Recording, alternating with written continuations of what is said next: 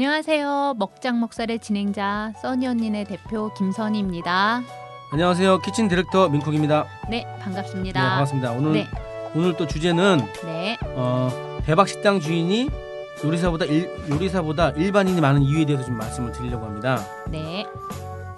저 민쿡님은 요리사 출신이시죠? 네네, 저 요리사 출신이고요. 네. 요리사 요리에 그래서 대해서 더 많이 잘 네, 음식이 아시겠네요. 먼저 평생 제가 네. 했던 직업이기 때문에 뭐 네네. 음식은 잘한다고 할 수는 없지만 일식은 그래도 오래 했으니까 익숙하죠. 요리하는 네네. 게. 잘 나가시는 대박 식당 주인분들 보면은 네. 요리사는 못 봤어요. 아, 그런가요? 제가 알고 있는 사람 중에 요리사는 없더라고요. 아, 그래요? 한식 요리사들이 있는데 그 네네. 사람들도 전문 요리사들이 아니에요.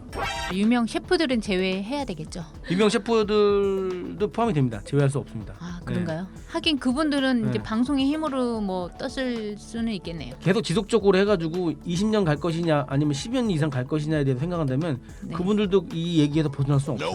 그러면 대박 식당의 주인이 네. 그 요리사보다 일반인이 더 많다는 전제 하에 네. 그 민쿡님이 그 요리사 출신으로서 했던 그런 장단점에 대해서 네. 좀 오늘 썰을 풀어주실 건데요. 네네. 자, 그래도 장점이 있지 않으신가요, 요리사? 장점보다 단점이 훨씬 많아요. 아, 그래요? 그렇기 때문에 그래요. 식당을 할 때 이제 일단은 요리사들이 문제가 뭐냐면 네, 그 요리사들은 엄청 고생해서 요리를 배웠잖아요. 네네, 근데 그 배운 요리 기술이 네. 자기 거죠, 자기 거. 자기 만족이에요, 사실은. 요리라는 네. 게 자기가 해서 자기 맛에 맛있는 거예요. 그래요? 네. 그래도 요리사들은 요리를 해서 상대가 너무 맛있다 이 이야기 한 번 듣기 위해서 하는 거 아닌가요? 그게 문제예요. 그런가요? 셰프들이라는 요리 네네네. 집들이 있잖아요. 네. 그런 집을 제외하고 일반적인 요리는 다수에게 해줘야 돼요. 다수에게 일관적인 맛을 내줘야 되는데 고급 집들도 요리사들이 직접 요리를 많이 못해요. 밑에 있는 제자들이 또 하잖아요. 네네. 일관적인 그렇죠. 맛을 내기 쉽지가 않아요. 자기 기술을 자기 건데 네. 그거를 심취해 있어요 거기. 요리사들이. 네. 이거는 맛있다고 자기들이 혼자 스스로 생각을 하는 거예요. 손님들이 인정해 주는 게 또 아닌데. 그 요리사들의 문제가 뭐냐면 계속 공부를 해야 되거든요.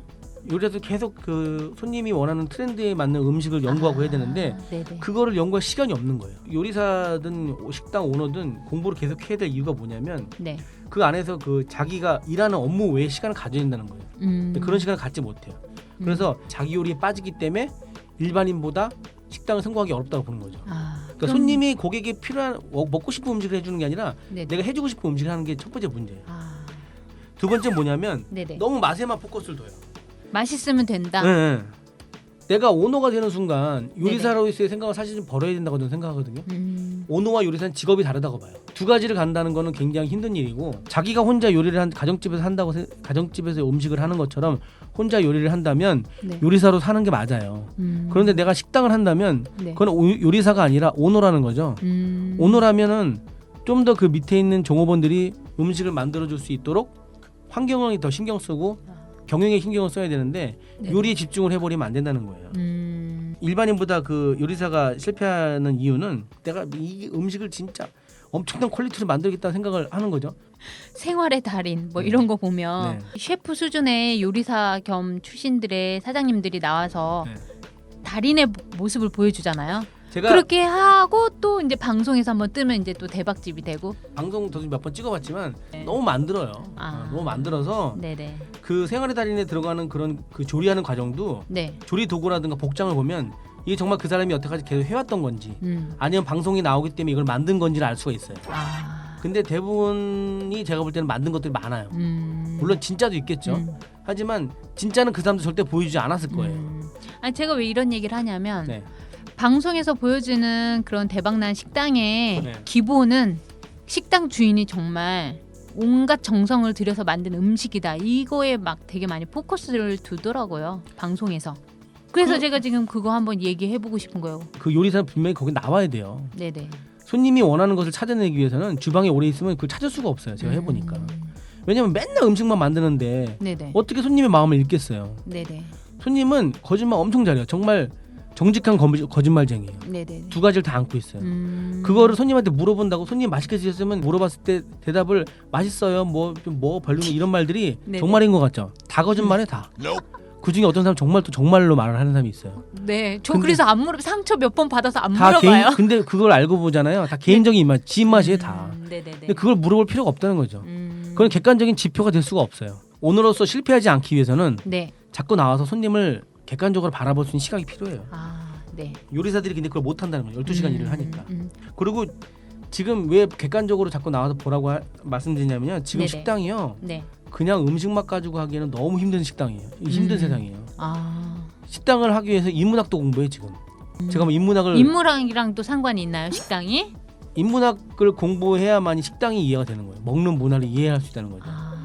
밖으로 나와서 이거 봐야 된다는 거죠. 식당을 바라보는 시각이 객관화돼야 되는데 요리사들의 문제는 거기 너무 갇혀 있다는 거예요. 이게 식당이라는 게 사람 상대하는 거니까 네. 네, 인문학에 많이 도움이 될 수도 있겠네요. 뭐. 그 요리를 네네. 배운 걸 써먹어야 되는 건 맞는 말인데 네네. 근데 꼭 내가 배운 거를 차려야겠다 생각하실 필요가 없다는 거예요. 요리사들은. 어차피 요리는 일맥으로 가거든요. 요리는 다 같아요. 아 그래요? 중식이든 한식이든 일식이든 그 메인 그 기본 바탕은 똑같아요. 그리고 지금 제품들이 워낙 잘 나와 있기 때문에 그거를 수제로 만든다고 이렇게 하는 거는 어느 부분은 필요하지만 네. 어느 정도는 제품을 쓰는 게 그 식당을 유지하기 위한 베이스가 될 수도 있어요. 뭐 제품이라 하면 뭐 완성된 예를 들면 냉면 육수 이런 거 정도? 뭐 찍어 먹는 그 소스 같은 거 있잖아요. 네네. 그런 것들 제품 중에 맛있는 거 많아요.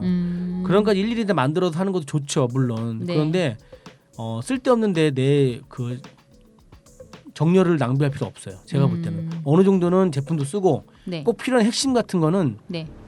내가 만들어 쓰고 네네. 내 정성을 다해서 필요하다는 거죠. 그러니까 조절을 잘 하셔야 되는데 네.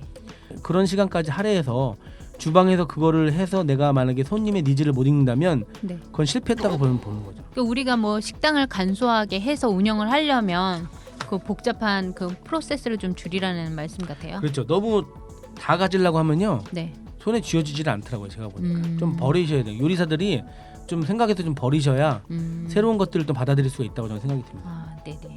손님들이 뭐 소스까지 다 만들기 원하지는 않겠죠. 맛있는 걸 먹고 싶겠지. 그렇죠. 네. 네. 손님들이 소스나 이런 것도 다 맛있는 거 다 원하겠죠. 네. 하지만 내가 만들었는데 제품보다 맛있으면 의미가 없다는 거예요. 그러면 이제 민콩님은 요리사는 아니신가 봐요. 저는 이제 경영자로서의 그런 마음을 자꾸 가지려고 노력을 해요. 네네. 요리에 가진 제가 그 스킬은 지금 있는 그 제자들이나 그 주방장한테 가르쳐 주긴 하죠. 그런 거는 뭐 요리사여서 장점일 수는 있겠네요. 이렇게 생각을 한다면 사실은 장점이 돼버리죠. 네네. 음식을 주방장들한테 가르쳐주고 컨설팅을 해주는 거죠. 그 사람들 네네네. 음식을 이렇게 해야 되고 저는 이제 음식을 먹어보면서 손님 입장에서 얘기를 해주죠. 네네. 야 이거는 손님 입장에서 이건 아닌 것 같다. 그렇게 얘기해주기 때문에 오히려 장점이 될 수가 있죠. 네네. 그러면 이제 중요한 건 맛은 확실하게 감별할 줄 알아야 되겠네요. 식당에서 맛을 논하지 말아야 될 이유가 뭐냐면요. 네네.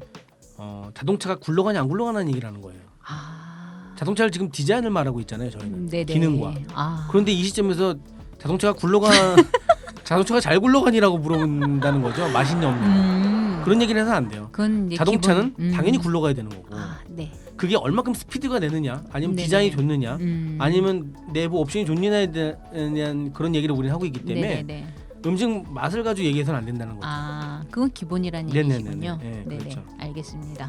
그럼 뭐 요리를 못하면 요리사를 잘 고용을 하고 그런 경영자의 입장을 많이 갖춰야 되겠네요. 네, 그렇습니다. 네, 오늘의 이야기는 여기까지로 하시고 네, 요리사에 또 좀 재밌는 이야기로 모시겠습니다. 네. 네, 감사합니다. 네.